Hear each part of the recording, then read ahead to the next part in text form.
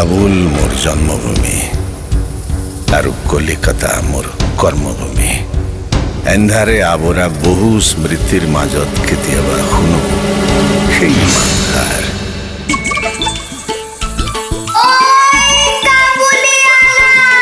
মই পাগল হৈ যাওঁ সেই মাতষাৰ শুনি, বিচাৰি ফুৰো ক'ত আছে তাই, ক'ত আছে তাই।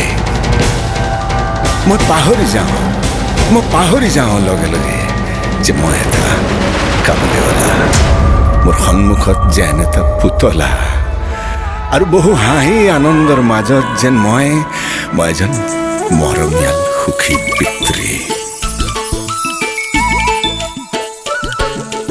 ও পুতলা কইনা হবি তই, তৰা সাজি আহি